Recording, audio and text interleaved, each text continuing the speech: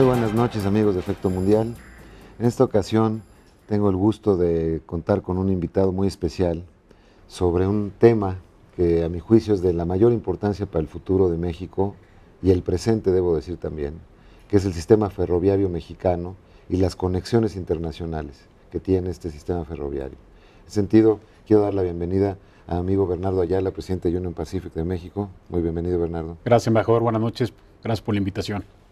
Pues con Bernardo, que es un experto de los más importantes que tiene nuestro país en materia ferroviaria, vamos a analizar la importancia estratégica que tiene este sector. En conversaciones que he tenido yo en privado con él, la verdad es que de hace tiempo quería yo que pudieras acudir a nuestro programa, porque yo no había palpado realmente la importancia, y creo que muchos de nuestros televidentes tampoco lo habrán palpado, de un sector que sabemos que está por ahí, pero no la importancia estratégica que tiene para México. No sé si nos pudieras dar una primera semblanza del impacto que tiene el sistema ferroviario en México, o casi ponerlo al revés, un poco más dramático. Si no existiera el sistema ferroviario, además de morirnos de hambre, como ya me explicaste el otro día, ¿qué tipo de impacto tendríamos? Pero ¿cuál es la dimensión del sistema en México? Por supuesto, bueno, embajador, de nueva cuenta, gracias por la invitación. Y bueno, en el contexto del sistema ferroviario nacional, como usted bien lo señala, sí es muy importante, no nada más para la economía en el concepto de importaciones y exportaciones, pero también para el consumo y la alimentación de México. ¿Por qué importante? El sistema ferroviario nacional hoy día se compone aproximadamente de 25,000 kilómetros de vías férreas, muchas de ellas sí ciertamente construidas durante la administración del señor presidente Porfirio Díaz. No ha cambiado mucho, pero sí se han hecho adecuaciones importantes. Tenemos casi el mismo número de kilómetros que en la época de Porfirio Díaz. Ha habido construcción de nuevas líneas, sobre todo en las administraciones del presidente José López Portillo. Se construyeron nuevas líneas como la que fue a Lázaro Cárdenas y otras mejoras. También se completó el doble trazo de México-Querétaro, más o menos a finales de los 80s, y luego también se concluyó el proyecto de la electrificación de esa doble vía. Entonces sí se han construido nuevas líneas, pero también se ha invertido de manera muy importante en fortalecer el sistema ferroviario nacional para brindar un mejor servicio y poder incrementar la capacidad para el proceso de carros, principalmente carga. Hoy día lo que se maneja en el sistema ferroviario nacional es la carga. Hay algunos servicios de pasajeros, como es más que nada un enfoque turístico, entre ellos el Tequila Express, que corre de Guadalajara a Tequila, y luego el famoso tren de la Barranca del Cobre. Pero principalmente el éxito que ha tenido el ferrocarril en México ha sido la carga. ¿Y por qué la carga? Por la interacción, más que la interacción, pero la interconexión que hoy día se da con Estados Unidos y también con Canadá. ¿Por qué es importante? Afortunadamente, en el momento cuando se visualiza la construcción de los ferrocarriles en México, que empiezan en el siglo XIX, se fue haciendo una estandarización de las vías férreas para que éstas empataran con la conexión en Estados Unidos y Canadá. El ancho de la vía, exactamente. Eso permite que haya una muy buena comunicación entre los países. Posteriormente, viene la administración del gobierno federal a través de Ferrocarriles Nacionales de México. Se toma la decisión a raíz de las reformas constitucionales del 94 de que los ferrocarriles pasaban de ser área estratégica a ser área prioritaria, dando lugar al proceso de desincorporación de los Ferrocarriles Nacionales de México y abriendo esto a la participación de capital privado en el sector ferroviario nacional. ¿Y qué es lo que compra el capital privado? Por ejemplo, Union Pacific, ¿qué compra? ¿La vía?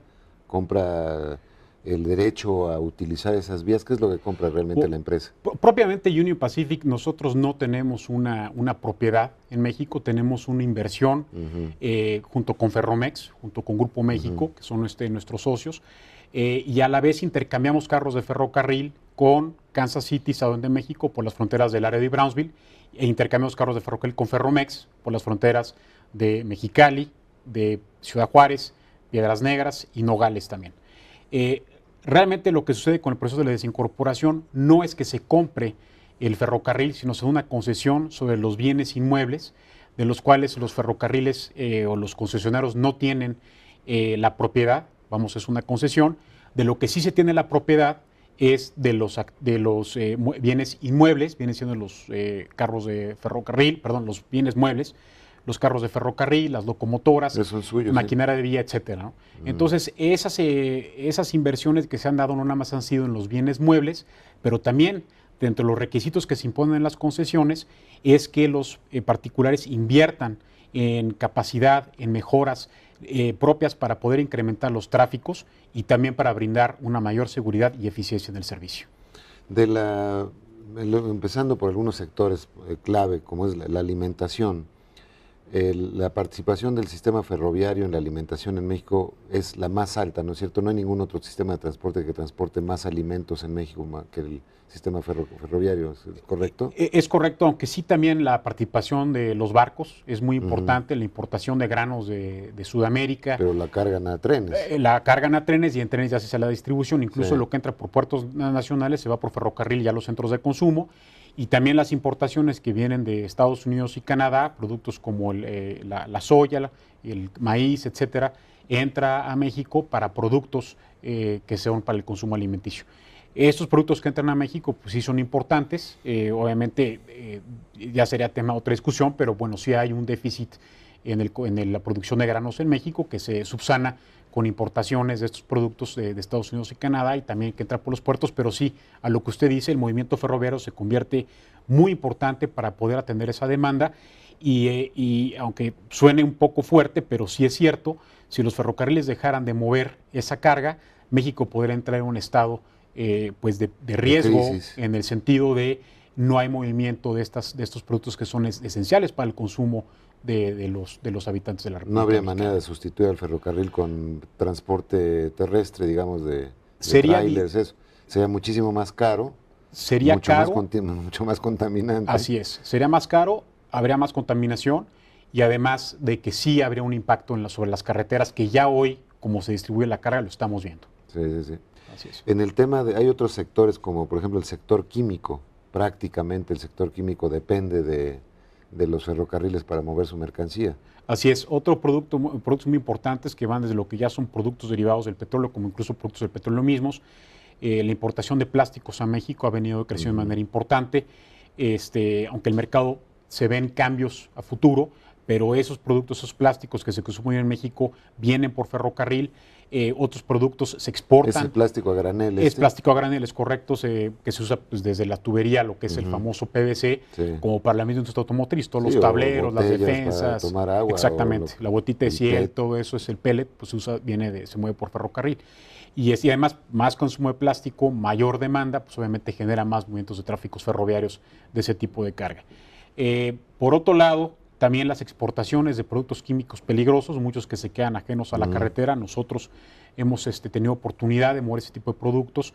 Obviamente es un riesgo alto, pero ¿Son contenedores especiales? Son carros tanque comúnmente, mueven desde ácido sulfúrico, nitrato de amonio, otro tipo de productos que se pueden considerar. ¿Y la forma más segura de sacarlos o llevarlos a confinamientos seguros es a través del ferrocarril? Así es, viene siendo el ferrocarril. De hecho, invertimos fuertemente año con año en la seguridad de este tipo de equipo. Diseñamos carros de ferrocarril especiales para evitar en su momento una afectación. Entonces el tema químicos, el tema alimentos ya lo vimos. Está el tema automotriz. México es uno de los países que produce más automóviles ya en el mundo. Así es. Y pues prácticamente todo lo que son piezas, los mismos automóviles terminados, ¿no es cierto?, se transportan a ferrocarril. Sí, de hecho es toda la cadena se mueve por ferrocarril. Es muy interesante en México cómo ha crecido ese mercado por ferrocarril, desde las autopartes que entran a México para el ensamblaje final, como las incluso partes que se hacen en México de lo que se llama Tier 1, bueno, Tier 2, Tier 3, que se exportan a los Estados Unidos, o incluso a Canadá, se mueven por ferrocarril. Las autopartes comúnmente se mueven en contenedores o también en carros furgón. Y por otro lado, los vehículos terminados se mueven en carros especializados, que se llaman autoracks, es el nombre que se les da. Y esos autoracks pues llevan 2 o 3 pisos. Cada carro puede llevar, depende, si lleva camionetas, llevará entre 18 camionetas. Si lleva coches, cada carro. Si lleva vehículos pequeños, por ejemplo el Fiat, el 500, el famoso Fiat 500, pues anda arriba de los 20 automóviles por carro aproximadamente. Estos carros tienen 2 o 3 niveles. Distribución al mercado nacional y también de exportación. Van a mercado, sobre todo lo que se mueve por ferrocarril va a mercado internacional, se mueve por ferrocarril dentro de México a puertos como el puerto de Veracruz para su exportación a Centro y Sudamérica, y lo demás que se mueve por ferrocarril va a Estados Unidos. Ahora es muy importante tener en cuenta 2 cosas. La primera, que las exportaciones que se van a Estados Unidos, si lo ponemos en contexto de producción de vehículos en México, aproximadamente del 100% de los vehículos, el 70% se va a Estados Unidos. Entonces, el ferrocarril se ha convertido... El integrador realmente del NAFTA. Pues, el NAFTA, así es, y pues los beneficios pues, tanto fiscales, fomento de la inversión extranjera, etcétera, que han beneficiado en la producción de vehículos en México, que ya ahora el 62.5% de los componentes tienen que ser de NAFTA, ¿no? De NAFTA para que sean, exactamente. Entonces, estos vehículos terminados que van desde pues, todo tipo de vehículos de mucho valor, poco valor, etcétera, se mueven por ferrocarril y muchas de las ensambladoras que han anunciado inversiones importantes en menos de un año aquí en México, incluso las que ya están establecidas, su cadena de logística está basada o se centra alrededor de poder contar con un servicio ferroviario eficiente. Entonces, el ferrocarril me emociona platicar de ello porque pues ciertamente, aunque no se ve el ferrocarril, eso quiere decir que pues no afecta realmente a la comunidad, salvo de repente cuando pasen un crucero a nivel y demás, pero realmente no es una afectación, sino es un beneficio lo que ha logrado la industria ferroviaria nacional y que ha fortalecido a México y lo ha posicionado en el mercado internacional, que hoy que crecen las inversiones extranjeras en México, se convierte en una plataforma muy atractiva para seguir atrayendo inversión extranjera, donde el ferrocarril se convierte en uno de esos requisitos para que se lleven a cabo inversiones en México. Pues muy bien, vamos a regresar después de este pequeño corte con Bernardo Ayala. Durante el régimen de Porfirio Díaz, que se extendió de 1876 a 1910, con una breve interrupción de 1880 a 1884, cuando Manuel González ocupó la primera magistratura del país, se construyó la mayor parte de la red ferroviaria mexicana, que en la actualidad asciende a 25,000 kilómetros, distancia que equivale a poco menos de 2 veces el diámetro de la Tierra.